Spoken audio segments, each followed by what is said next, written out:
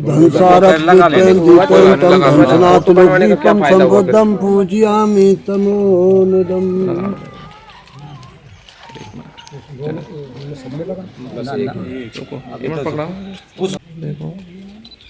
इधर देखो जरा, ठीक। फूल लीजिए, फूल तमेतम कुसुम संगीतम पूजयामि मुनिंदेश्वरी। श्रीपादि सरोरुहे पूजयामि बुद्धं कृष्णेन पूयन मेतन लभावि मोक्षं ओफप मिलायाति यद मे कायोत विनाशि भावं।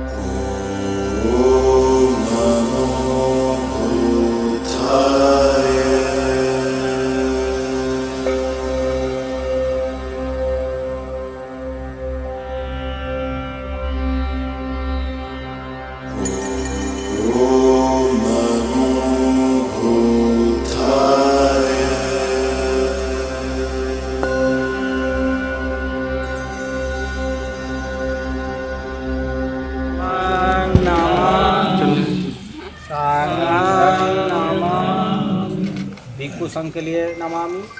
बुद्धं नमामि, धम्मं नमामि, संघं नमामि। नमो तस्से भगवतो अरहतो सम्मा सम्बुद्धस्से। नमो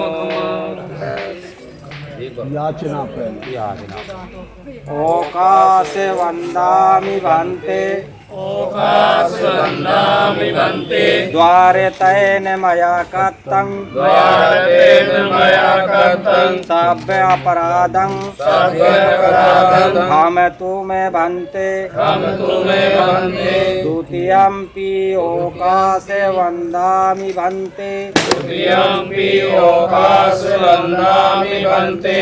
द्वारे तेन मया कृतं, द्वारे तेन मया कृतं। सभ्यं अपराधं, सभ्यं अपराधं। क्षमतु मे भन्ते, क्षमतु मे भन्ते। तृतीयम्पि ओकासे वंदामि भन्ते, तृतीयम्पि ओकासे वंदामि भन्ते। द्वारे तेन मया कृतं, द्वारे तेन मया कृतं। सभ्य अपराधं, सभ्य अपराधं। क्षमतु मे भन्ते, क्षमतु मे भन्ते। ओकासे अहं भन्ते, ओकासे अहं भन्ते। शरणेन सह पंचशीलं, शरणेन सह पंचशीलं। धम्मं याचामि, धम्मं याचामि। अनुग्रहं कृत्वा, अनुग्रहं कृत्वा। शीलं देत मे भन्ते, शीलं देत मे भन्ते। द्वितीयम्पि अहं भन्ते, द्वितीयम्पि अहं भन्ते। त्रिशरणेन सह पंचशीलं त्रिशरणेन सह पंचशीलं धम्मं याचामि धम्मं याचामि अनुगहं कृत्वा शीलं देतमे भन्ते शीलं देतमे भन्ते तत्यंपि ओकासेहं भन्ते तत्यंपि ओकासेहं भन्ते त्रिशरणेन सह पंचशीलं त्रिशरणेन सह पंचशीलं धम्मं याचामि धम्मं याचामि अनुगहं कृत्वा शीलं देतमे भन्ते शीलं देतमे भन्ते यमहं वदामि तं वदेत् नमो तस्य भगवतो अरहतो सम्मा सम्बुद्धस्य नमो तस्य भगवतो अरहतो सम्मा सम्बुद्धस्य नमो तस्य भगवतो अरहतो सम्मा सम्बुद्धस्य नमो तस्य भगवतो अरहतो सम्मा सम्बुद्धस्य नमो तस्य भगवतो अरहतो सम्मा सम्बुद्धस्य नमो तस्य भगवतो अरहतो सम्मा सम्बुद्धस्य बुद्धं शरणं गच्छामि बुद्धं शरणं गच्छामि धम्मं शरणं गच्छामि धम्मं शरणं गच्छामि संघं शरणं गच्छामि संघं शरणं गच्छामि द्वितीयाम्पि बुद्धं शरणं गच्छामि द्वितीयाम्पि बुद्धं शरणं गच्छामि द्वितीयाम्पि धम्मं शरणं गच्छामि द्वितीयाम्पि धम्मं शरणं गच्छामि द्वितीयाम्पि संघं शरणं गच्छामि द्वितीयाम्पि संघं शरणं गच्छामि तृतीयाम्पि बुद्धं शरणं गच्छामि तृतीयाम्पि बुद्धं शरणं गच्छामि तृतीयाम्पि धम्मं शरणं गच्छामि तृतीयाम्पि धम्मं शरणं गच्छामि तृतीयाम्पि संघं शरणं गच्छामि तृतीयाम्पि संघं शरणं गच्छामि पाणातिपाता वेरमणि पाणातिपाता वेरमणि शिक्खापदं समादयामि सिक्खापदं समादयामि अदिन्नदाना वेरमणि अदिन्नदाना वेरमणि शिक्खापदं समादयामि सिक्खापदं समादयामि कामेषु मिच्छाचारा वेरमणि कामेषु मिच्छाचारा वेरमणि शिक्खापदं समादयामि सिक्खापदं समादयामि मुसावादा वेरमणि मुसावादा वेरमणि शिक्खापदं समादयामि सिक्खापदं समादयामि सुरामेर्य मज्झिपमादठाना वेरमणि सुरामेर्य मज्झिपमादठाना वेरमणि शिक्खापदं समादयामि सिक्खामि धम्मं नमामि धम्मं नमामि संघं नमामि संघं नमामि सब पाप सकर्म्यम कुशलं सुसमता सचित पर्युदिप्नमेतन बुद्धानुशासनम साधु लड़की है। इसको आगे से तनिष्का के नाम से जानेंगे। तनिष्का बोध। और हम सभी इनके इस नाम पर पक्ष से या इसके बच्ची के जो भी नाना नानी उनके पक्ष से सहमति है इस नाम पे, और यहाँ जो बैठे हैं जो धम्म उपासक उनकी सहमति है, सबकी सहमति है, तो इसका साधु साधु अनुमोदन किया जाए। और मैं इनका 3 बार उच्चारण करूंगा इनका नाम का। मम्मी का नाम शीला देवी, पिता का नाम नाम की घोषणा संकारकर्ता द्वारा महाकारुणिक बुद्ध परम सरदेव बाबा साहब डॉक्टर अम्बेडकर को साक्षी मानकर उपस्थित जन समूह के समक्ष घोषणा की जाती है कि उपासक सरदेव अर्जुन लाल जी, उपासिका सरदेव शीला देवी के नवजात पोत्री उपासक तिलक बोध, उपासिका कविता बोध के नवजात पुत्री को आज से हम कविता के नाम से जानेंगे। 3 बार साधु साधु अनुमोदन, सनी का सॉरी तनिष्का के नाम से जानेंगे। साधु साधु 3 बार अनुमोदन। दोबारा मैं वो जो अनुमोदन कर रहा हूँ।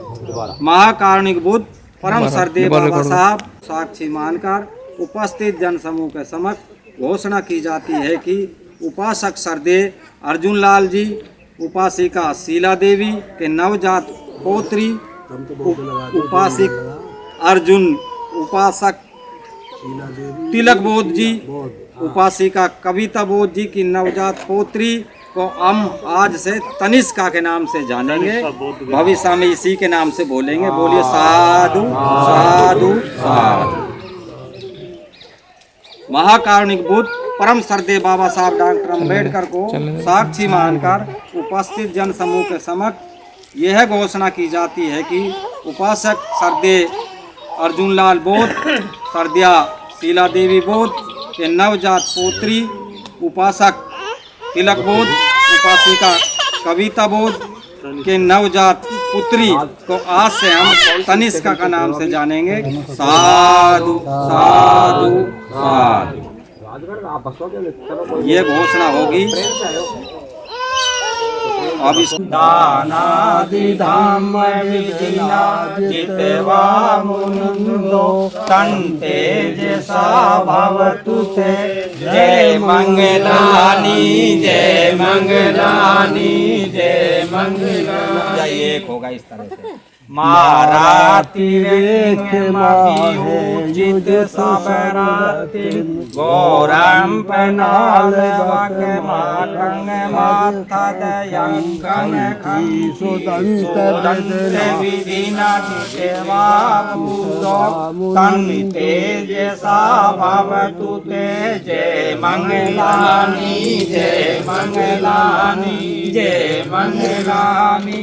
नालागिरी अधवरंग अतिमत्य भूषण दावाक्य चाक्य मसनी वे सुदारुणंतं में तंबुसेक विधिना जितवा मुनिंदो तन्ते जैसा भवतु ते।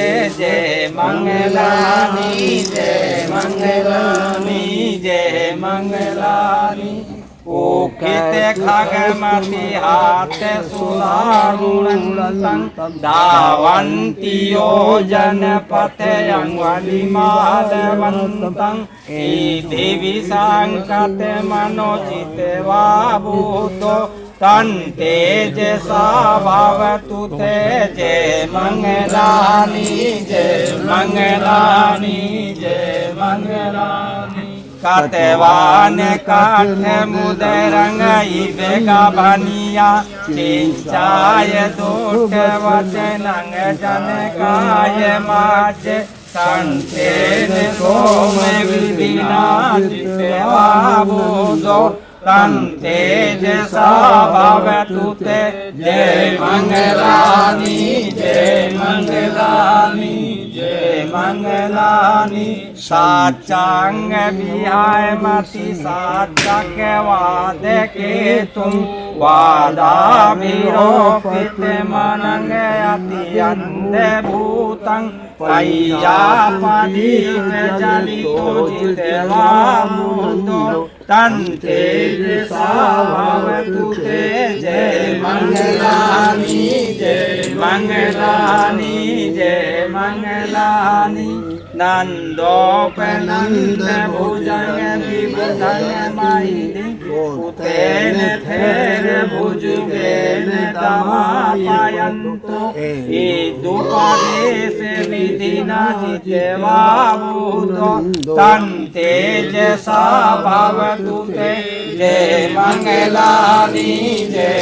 मंगलानि जय मंगलानि दो गाय दिट्टे भुजुगेन सुधट हातं ब्रह्म विशुद्धि ज्योतिमिति बका विधानं न्यायेन गदेन विधिना जितेवावुतो तं तेजसा भवतु ते जय मंगलानि जय मंगलानि जय मंगलानि एतापि बुद्ध जय मंगल अठगाता यो वाचको दिन दिन सरते मतिन्ति हितवान नेक विबुधानि सुदेवानि मोकान सुखं अधिगमे नरो सपयो साधु साधु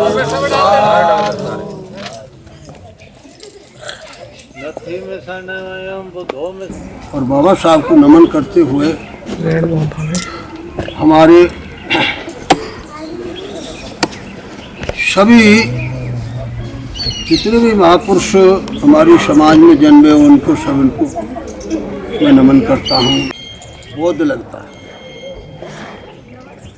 तो हम गौतम बुद्ध और बाबा साहब के बताए हुए मार्ग चले और उन्हीं के हिसाब से ये जो संस्कार किया जाता है।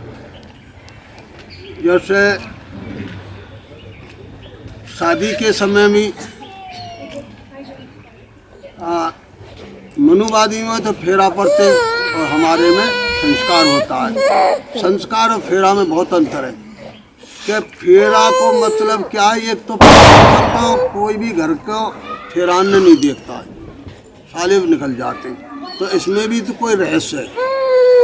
अगर सही होता तो सब घर के देखते और सभी समाज के सामने लड़की वालों लड़की को लड़का वाले को पुत्र वधू के रूप में समर्पण करता है और वो अपनी पुत्री के समान ही लड़की को स्वीकार करता है। इसी प्रकार से लड़की लड़का को समर्पण होती है और लड़का लड़की को समर्पण होता है और इनकी 5-5 प्रतिज्ञा होती हैं और जब वरमाला डाली जाती है तो हमारी शादी में कोई वैसा काम नहीं है। बौद्ध जो पद्धति है वो बौद्ध धर्म के हिसाब से चलती है। तो हमको बाबा साहब के विचारों पर चलना है क्योंकि बाबा साहब ने ही हमको ये बौद्ध धर्म दिया है और नहीं बौद्ध धर्म से यहाँ ते लोप ही है। वो बाबा साहब नहीं होते तो बौद्ध धर्म नहीं होता और ना हम कुछ ही बनते, ना हम समाज में आपके सामने होते। तो हमें सबसे पहले बाबा साहब को मानना चाहिए और बाबा साहब के बताए हुए मार्ग पर चलना चाहिए क्योंकि आज हमारी लेडीज जाने कहाँ कहाँ जा रही हैं।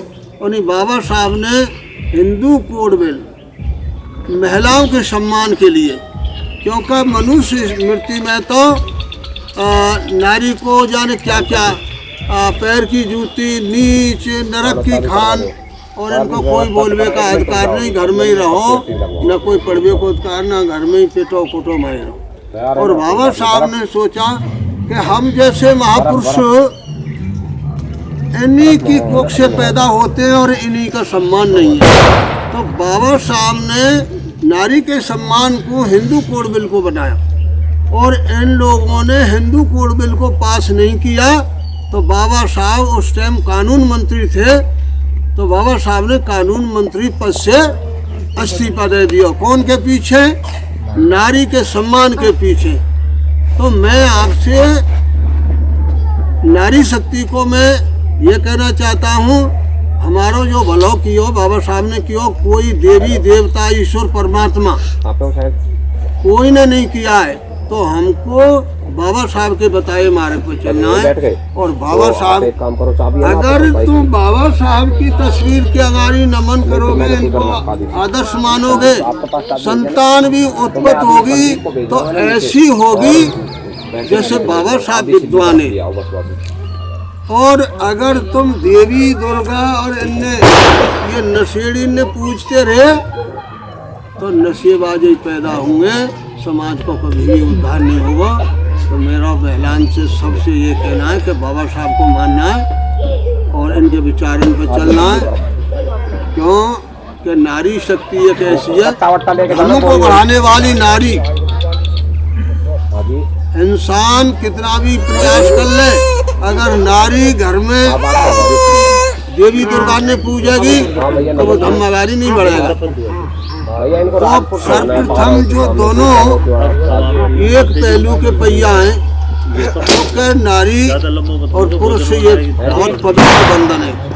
क्योंकि ये जो दो परिवारों से इनका मिलन होता है तो आजीवन संग होता है, और कोई संग नहीं तेरा बच्चा नहीं देता। और पति पत्नी का ही सबसे महान संग है। तो मैं यहाँ हम और पतन हो जाएगा हमारा, गए इनको घर भूल हम। हमारा पतन हो जाएगा अगर इनको घर भूल गए, बाबा साहब को, इनके आदर्शों को इन्होंने बताए हुए हमारा को तो पतन हो जाएगा। नारी शक्ति के लिए मतलब ये जात की बात नहीं है, एक नारी की, चाहे वो किसी भी वर्ण की नारी हो, सबके नारी जात के लिए सम्मान दिया उन्होंने। वो घूंघट में थी, चाहे उसके साथ कुछ अत्याचार होता था कोई नहीं सुनता था। लेकिन आज भी हमारी महिलाएं से भोली कहेंगे हम उनको, हमको बेवकूफ़ तो क्यों कहना है, पढ़ी लिखी होगी आजकल तो। अब बेवकूफ़ कहो या भोली कहो, उनसे क्या संज्ञा दी जाए, क्योंकि आजकल ये MSc BSc की भी पढ़ी लिखी भोले पे जल चढ़ाती है। बताओ फिर शिक्षा क्या है? शिक्षित बनो का मतलब ये है कि अपने सही अच्छे गलत रास्ते को पहचानो। बाबा साहब ने कहा शिक्षित बनना कोई नौकरी पहचान पढ़ाई नहीं है, शिक्षित बनना है कि असली सही मार्ग को पहचानो। तो आगे लंबा ने खींचते हुए आगे बनते जिनका आग्रह है 1 मिनट के लिए, संविधान जो बाबा साहब ने दिया, जिसके प्रावधान से हमें सब अधिकार मिले और जिसकी आज हम बदौलत हमें सब कुछ मिला, लेकिन उसकी प्रस्तावनाएं आपके लिए प्रतिज्ञा करवाएंगे। भारत के लोग भारत को एक संपूर्ण प्रभुत्व संपन्न समाजवादी धर्मनिरपेक्ष लोकतंत्रात्मक गणराज्य बनाने के लिए तथा उसके समस्त नागरिकों को सामाजिक आर्थिक और राजनीतिक न्याय विचार अभिव्यक्ति विश्वास धर्म और उपासना की स्वतंत्रता प्रतिष्ठा और अवसर की समता प्राप्त करने के लिए तथा उन सब में व्यक्ति की गरिमा और राष्ट्र की एकता और अखंडता सुनिश्चित करने वाली बंधुता बढ़ाने के लिए दृढ़ संकल्प होकर अपनी इस संविधान सभा में आज तारीख 26 नवंबर 1949 ईस्वी को एतद द्वारा संविधान को अंगीकृत अधिनियमित और आत्मर्पित करते हैं। जय बाबा साहब, जय भीम, जय संविधान, जय लोकतंत्र। यहाँ पर उपस्थित हुए हैं तो ये बहुत ही सुंदर अवसर है। इसके लिए हम सभी लोग इनको साधुवाद ज्ञापित करते हैं कि ये जो नामकरण संस्कार का कार्यक्रम है बहुत ही अद्भुत रहा है, बहुत ही अच्छा रहा है। एक की बजाय दो भिक्षु हमारे बीच में विराजमान हैं, संखारकर्ता हमारे बीच में हैं जिन्होंने ये संखार को करवाने में पूरी मदद की है। जो शिवराम जी बौद्ध दूलेड़ा से हैं, इन्होंने इनकी जो जीवन संगनी है लक्ष्मी बौद्ध जी, ये भी जो है श्रामणेर प्रशिक्षण जो शिविर प्राप्त कर चुकी हैं। अलवर ज़िले में पहली महिला हैं जिन्होंने इस ड्रेस के अंदर और 10 दिन का प्रशिक्षण प्राप्त कर लिया है। तो इन सबको बहुत बहुत साधुवाद। बीच में हमारे पास ओम प्रकाश जी, मंगल राम जी, ये भी इन्होंने भी चीवर लेकर के और ये प्रशिक्षण श्रामणेर का ले लिया है। उन सबको भी मेरा बहुत बहुत वंदनामी। आज ने क्योंकि बाबा साहब को हम एक आदर्श हमारा मानते हैं।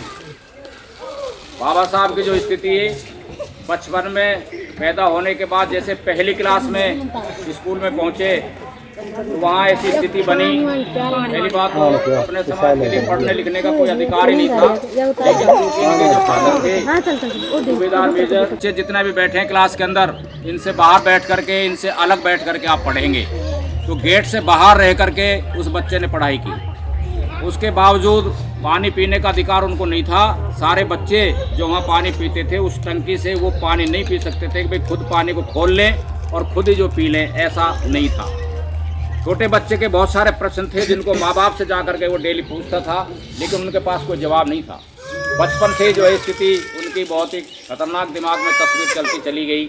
लेकिन वो बालक इतना होनहार बालक बना कि जिनके पास सारी सुविधाएं थी, इतना वो नहीं पढ़ पाए, उससे ज़्यादा देश में और विदेश के अंदर जा करके उन्होंने शिक्षा ग्रहण की और इतना पढ़ गए कि संविधान सभा में जो 389 लोग बाग थे विभिन्न पूरे भारत के सभी प्रांतों से, उनमें बाबा साहब को नहीं पहुंचने देने पर पूरा उन्होंने प्रयत्न किया। मनवादियों ने ये किसी भी कीमत पर संविधान सभा में ना पहुंचे, लेकिन वो पहुंचे और पहुंचने के बाद उनको संविधान सभा के अंदर प्रारूप समिति, उसके अंदर केवल 7 व्यक्ति थे, उन सब का जो हेड था वो बाबा साहब को बनाया। तो बाबा साहब ने उन 7 की स्थिति भी बहुत खतरनाक थी कि बहुत कम जो है व्यक्ति उन्होंने उनकी मदद की, बाकी सारा का सारा भार बाबा साहब के ऊपर ही था। और उन्होंने ये लिखा पढ़ी करके जो संविधान हमको दिया, देने के बाद उन्होंने किसी तरह की ऐसा कोई बदला नहीं लिया किसी भी कास्ट से, कौम से, व्यक्ति से कि साहब मेरी ये हालत थी, मेरे समाज की ये हालत थी कि मतलब कुत्ता बिल्ली जानवर किसी भी तालाब में पानी पी सकता है, लेकिन हमारा आदमी वहाँ जा कर के हाथ भी नहीं लगा सकता उसमें, पीने की तो बहुत दूर की बात है। इतना खतरनाक काम जो हमारे समाज के साथ, कौम के साथ हुआ पड़ा था। लेकिन फिर भी भारत के संविधान में समता, स्वतंत्रता, बंधुत्व और न्याय सबके लिए समान, और ख़ासतौर से बंते जी जो महिलाओं के लिए बोल रहे थे, कितने मतलब जो आधी महिला हैं पूरी दुनिया के अंदर, इनके बिना काम चलने वाला नहीं है। उनके लिए बहुत और मान सम्मान की बात कि जिनको पढ़ने लिखने का कोई अधिकार नहीं था, केवल घर के चूल्हा और चाखी के अंदर उनको रहना, इतना घूंघट, जूते खोल करके चलना करना, मान जो दिया वो केवल बाबा साहब ने दिया संविधान के माध्यम से। और सबको भी है, ये नहीं कि साहब हम ही हमको दे दिया है, उन सबको दिया। लेकिन इन्होंने जो हमको दिया उससे पहले कितने सारी व्यवस्थाएं पहले से मौजूद थी, लेकिन उन्होंने कुछ नहीं किया हमारे लिए। हमारे लोगों ने काफ़ी मेहनत पहले हमारे लिए जो उतर के आए, इस तरह से भगवान से भी ज़्यादा और हमारे लिए हैं, सब कुछ हमारे लिए ये हैं। तो हमें और ज़्यादा किसी की बात नहीं मान करके बाबा साहब की बात को मानना चाहिए, जिन्होंने संविधान के माध्यम से हमको ये दिया। उनको ये भी था दिमाग में, क्योंकि जब संविधान लागू होने वाला था, जो अभी हमने शपथ लिए, उद्देशिका पढ़ी, 26 नवंबर 1949 को जो है संविधान को संविधान सभा में पारित किया गया था, स्वीकार किया गया था। और उस समय बाबा साहब के जो लास्ट भाषण था उसमें ये कहा गया था कि ये संविधान अंततः बुरा साबित होगा यदि इसको लागू करने वाले लोगों की मनसा बुरी होगी, और ये संविधान बहुत अच्छा साबित होगा यदि इसको लागू करने वाले लोग अच्छे होंगे। तो